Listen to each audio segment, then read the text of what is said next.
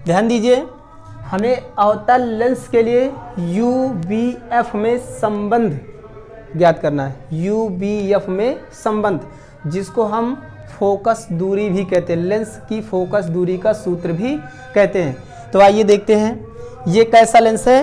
अवतल लेंस है। मैंने आपको पहचान बताया, इसके पहले वाले वीडियो में मैंने बताया है कि अवतल लेंस क्या होता है, बीच में पतला और किनारों किनारों पर क्या होता है, उभरा हुआ होता है, जैसा कि आपके सामने बना हुआ है।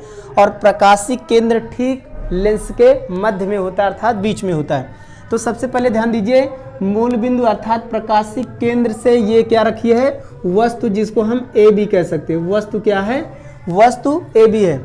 इस वस्तु का सीधा प्रतिबिंब ए डैश बी डैश, जो कि फोकस दूरी और सी अर्थात प्रकाशीय केंद्र के ठीक बीच में बन रहा है। तो प्रकाशीय केंद्र से वस्तु की दूरी हमने u दर्शाया है, और प्रकाशीय केंद्र से इसकी दूरी अर्थात प्रतिबिंब की दूरी हमने v से दर्शाया है, और फोकस दूरी को हमने f से दर्शाया। जब भी हम वैल्यू रखेंगे तब भी हम चिन्ह सहित रखेंगे। चिन्ह सहित ये ऋणात्मक होगा, सारी की सारी वैल्यू ऋणात्मक होगी। और वैसे भी हम आपकी जानकारी के लिए बता दें कि अवतल लेंस में सारा का सारा मान अर्थात u v f तीनों ऋणात्मक होते हैं, और उत्तल लेंस में u को छोड़ करके सारे के सारे धनात्मक होते हैं। तो आइए देखते हैं इसमें क्या हो जाएगा। सबसे पहले ध्यान से देखिए, ए सी बी ये कैसा त्रिभुज है? समरूप त्रिभुज है। तो समरूप त्रिभुज एक ये बन रहा है, जिसको हम ए सी बी कह रहे हैं। त्रिभुज ए सी बी व त्रिभुज ए डैश सी बी डैश, या इसको हम लिख सकते हैं त्रिभुज सी ए डैश बी डैश भी लिख सकते हैं में। और ये त्रिभुज कैसा है? दोनों को दोनों समरूप हैं। और समरूप का मतलब होता है कि ऐसा त्रिभुज जिसका एक कोण 90 अंश हो और शेष दूसरा कुछ भी हो सकता है, अर्थात न्यून कोण होगा, ये बात फिक्स है। लेकिन ये समकोण त्रिभुज में भी आता है। तो हम आपको बता दें, समरूप त्रिभुज का मुख्य रूप होता है कि ऐसा त्रिभुज जो देखने में तो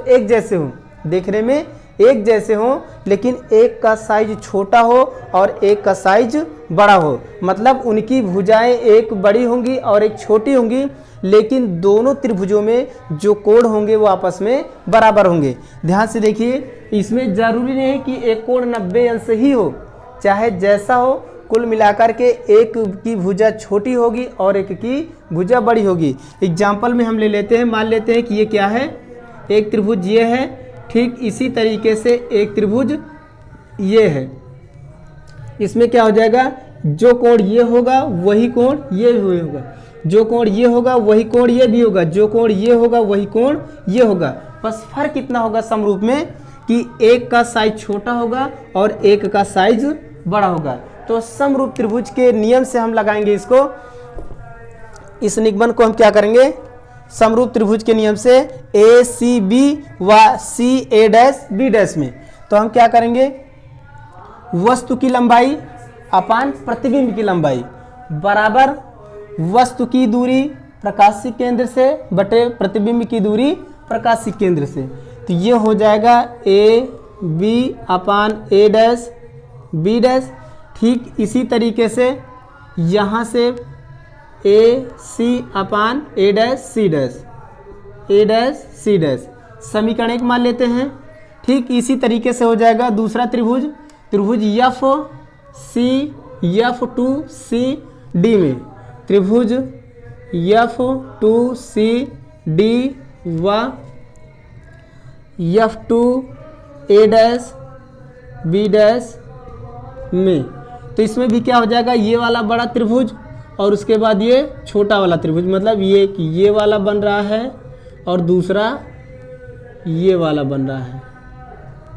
तो ये क्या हो जाएगा, C D upon A dash B dash, मतलब ये लंबाई बटे प्रतिबिंब की लंबाई बराबर यहाँ से इसकी दूरी F two C upon A dash F two A dash, ये दूरी बटे ये दूरी मैंने लिख दिया। अब ध्यान दीजिए, कि ये क्या है, मुख्य अक्ष है। मुख्य अक्ष के समांतर एक प्रकाश की किरण जा रही है जो कि मुख्य अक्ष के क्या है, समांतर है। और समांतर होने का मतलब ये होता है कि प्रत्येक इसके और इसके बीच में प्रत्येक स्थान पर या प्रत्येक बिंदुओं पर दूरियां आपस में बराबर होंगी। तो ए बी सी डी के ठीक बराबर होगा, ए बी सी डी के ठीक बराबर होगा। तो ऐसी स्थिति में हम लिख सकते हैं ए बी बराबर क्या हो जाएगा, सी डी। अब ध्यान दीजिए कि अगर ए बी सी डी के बराबर है तो सी डी की जगह पर ए बी लिख सकते हैं या ए बी की जगह पर सी डी लिख सकते हैं, जैसे हमें ज़रूरत होगी। तो हम सी डी की जगह पर ए बी रखने वाले हैं। तो ये हो जाएगा A B upon A dash B dash बराबर ये हो जाएगा F two upon F two C upon F two A dash. इसको हम समीकरण 2 मान लेते हैं। अब ध्यान दीजिए समीकरण 1 और 2 को ध्यान से देखिए। तो A B upon A dash B dash, A B upon A dash B dash, तो जिसका लेफ्ट हैंड साइड बराबर हो जाता है उसका राइट हैंड साइड बराबर आपस में मान लिया जाता है। ध्यान से देखिए ये क्या हो जाएगा, ए सी अपान ए डैश सी बराबर F two C upon F two A dash. तो हम क्या करेंगे, अब ध्यान से देखिए हम इसकी वैल्यू रखने वाले हैं। सबसे पहले आप ध्यान दीजिए ए सी कहाँ से कहाँ तक है, ए सी यहाँ से यहाँ तक क्या है, यू है। तो यू की आराम से वैल्यू मिल जाएगी क्योंकि दूरी यू है प्रकाशिक केंद्र से। दूसरा क्या है, ए डैश सी यहाँ से यहाँ तक की दूरी हमें यू वी मालूम है, कोई दिक्कत नहीं, इसकी वैल्यू मिल जाएगी। एफ टू सी अर्थात फोकस दूरी से सी तक की दूरी हमें एफ मालूम है, कोई दिक्कत नहीं है। ये 3 वैल्यू मिल चुकी है। अब एफ टू ए डैश ध्यान से देखिए, एफ टू ए डैश, अब इसके बीच की दूरी ध्यान से देखिए, एफ टू ए डैश के बीच की दूरी हमें मालूम नहीं है।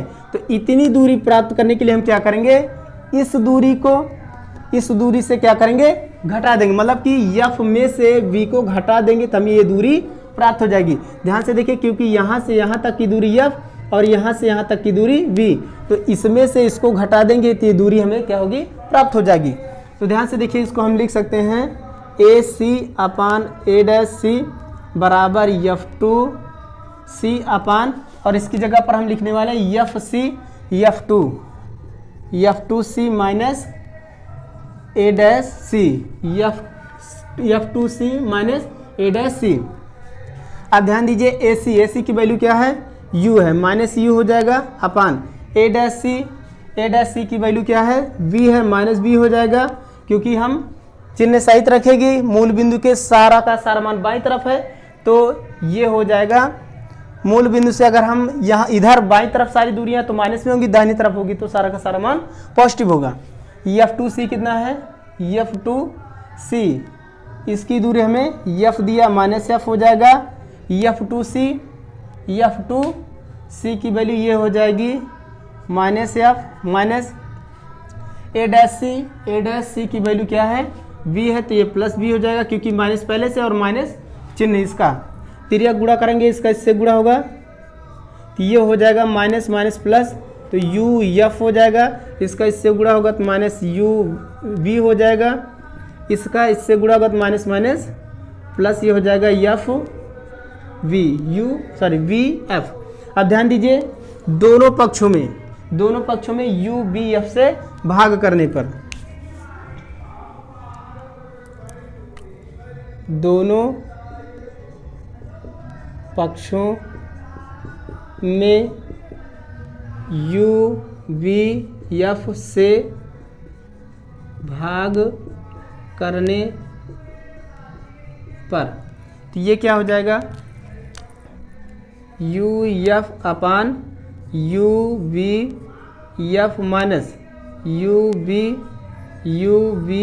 एफ बराबर V F upon U B F.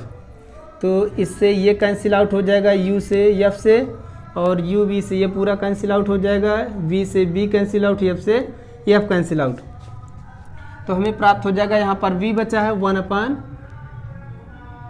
हम इधर की वैल्यू मिटा देते हैं,